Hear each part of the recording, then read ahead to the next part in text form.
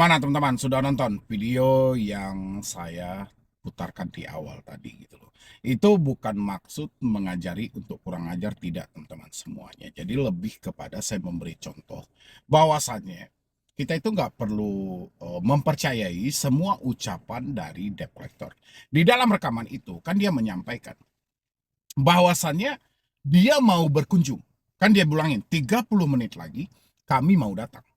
Oke. Kalau kita tidak teliti dengan bahasa itu, kita bisa ketakutan loh. Kita bisa memohon-mohon maaf, kita bisa melakukan tindakan-tindakan yang jelas itu merugikan kita. Padahal itu cuma permainan mereka.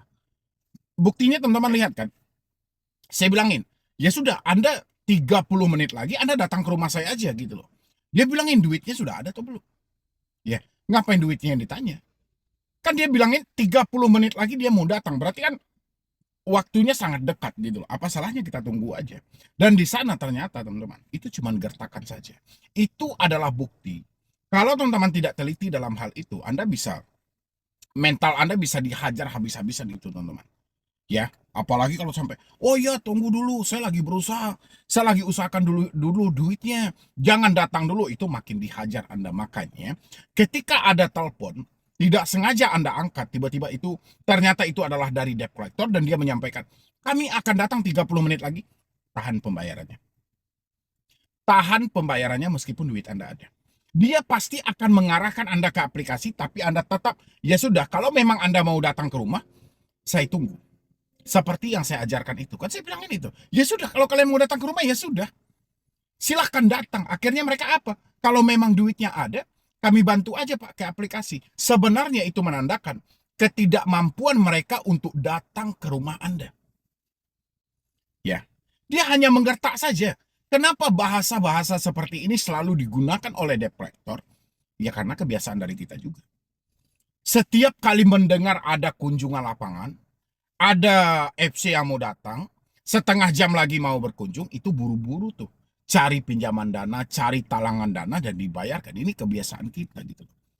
Ya, makanya dari contoh rekaman itu mengajarkan teman-teman semuanya, jangan terlalu ketakutan, jangan terlalu khawatir. Tidak semuanya yang diucapkan DC itu benar. Ya, itu kan nampak. Mereka menunjukkan kebingungan mereka kan. Setelah mereka yang mengucapkan setengah jam lagi mereka mau datang, ternyata dia salah konsumen. Salah si debetur. Yang harapan dia adalah si debeturnya akan ketakutan, ternyata si debeturnya tidak ketakutan. Jadi dari situ teman-teman harusnya belajar. Tidak perlu kita menunjukkan rasa takut. Memang di satu sisi kita berhutang, tapi bukan berarti untuk kita diintimidasi. Bukan berarti kita untuk ditekan gitu loh. Nggak seperti itu konsepnya teman-temanku. Ya, tapi Anda harus menyampaikan dengan ketegasan. Ya kalau memang kita belum ada uang ya, belum ada uang. Tapi kalau mereka menyampaikan dia mau berkunjung ke rumah, ya welcome, silakan. Datang aja, kapan perlu kita fokus di kata-kata itu. Ya, makanya selalu saya bilangin, anjing itu menggonggong teman-teman. Bukan berarti dia menerkam. Tapi dia hanya butuh validasi dari Anda. Butuh pernyataan bahwa mereka ada. Dan jangan lari. Ketika Anda lari, dia akan mengejar Anda terus. Tapi kalau Anda berbalik, mereka akan lari. Jadi kurang lebih seperti itu. Itu salah satu contoh ancaman dari debt collector. Ditambah lagi dia, wah kami akan datangi sekolah anakmu. Kami akan datangi tempat kerjamu dan segala. Ini omong kosong semuanya teman-teman. Gak usah terlalu percaya dengan ucapan debt collector. Ya, posisi debt collector itu tukang tagih. Ini pinjaman online. Apapun akan mereka lakukan secara online. Nggak akan ada berubah jadi offline gitu loh. Kalaupun mereka mau datangi kantor Anda, itu banyak prosedur yang harus mereka lalui. Yang penting, bagaimana PR-nya hari ini, kita tidak perlu ketakutan dengan ucapan-ucapan yang mereka sampaikan.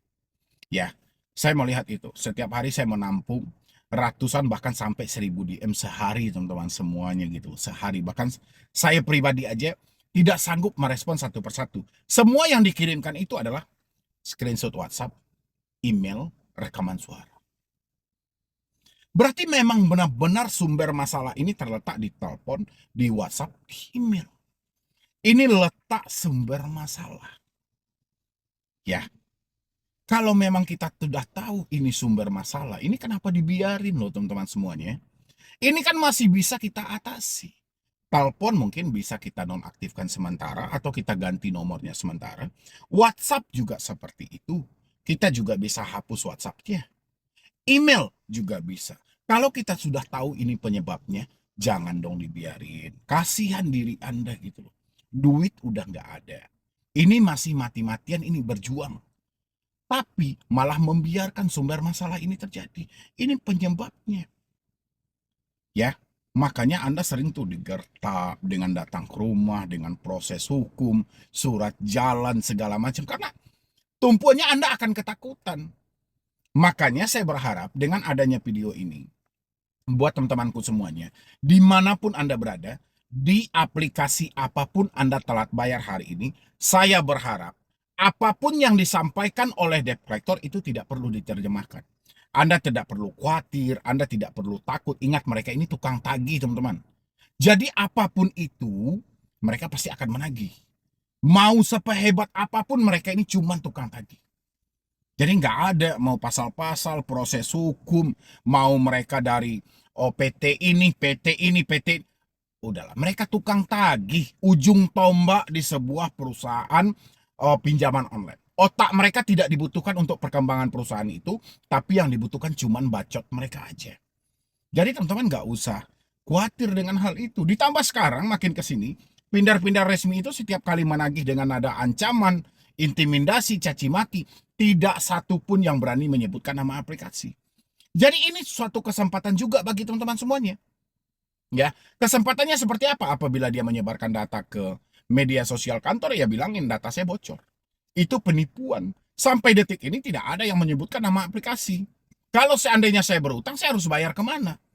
Kayak gituin aja, jadi nggak usah ketakutan. Nah, langkah-langkahnya teman-teman juga harus melakukannya. Langkahnya ya seperti tadi, sumbernya ini harus diatasi. Setelah sumbernya ini diatasi, langkah berikutnya apalagi? Saya pengen ini masih banyak orang yang belum mampu jujur loh. Coba teman-teman jujur dan terbuka dengan keluarga. Jelaskan apa adanya. Sampaikan fakta yang terjadi. Nggak usah malu juga. Nggak usah takut juga. Nggak usah membayangkan hal-hal buruk. Ya, fakta tidak seburuk yang Anda bayangkan. Oke, sudah saatnya Anda merubah mindset Anda, cara berpikir Anda. Karena ini jauh lebih menyemangati dan jauh lebih membantu Anda. Daripada setiap hari Anda hanya berpikir hal-hal negatif yang jelas ini sangat merugikan. Ya, itu ya buat teman-teman semuanya. Mungkin dari saya cuma itu aja dulu. Mudah-mudahan ini bisa membantu, terutama buat teman-teman yang saat ini mungkin sedang kepanikan, kesetresan gitu loh, atau sedang dihujani dengan panggilan telepon, WhatsApp dan email. Saya rasa sudah tidak perlu lagi Anda khawatir. Mudah-mudahan dengan sesingkat video ini itu mampu untuk membuka kembali pemikiran Anda bahwasanya lawan terberat hari ini bukan soal tagihan, bukan soal pinjolnya, tapi soal diri kita yang tidak mampu untuk berdamai dengan diri sendiri. Ya, mungkin dari saya cuma itu aja dulu buat teman-teman semuanya dan saya akhiri dengan wassalam.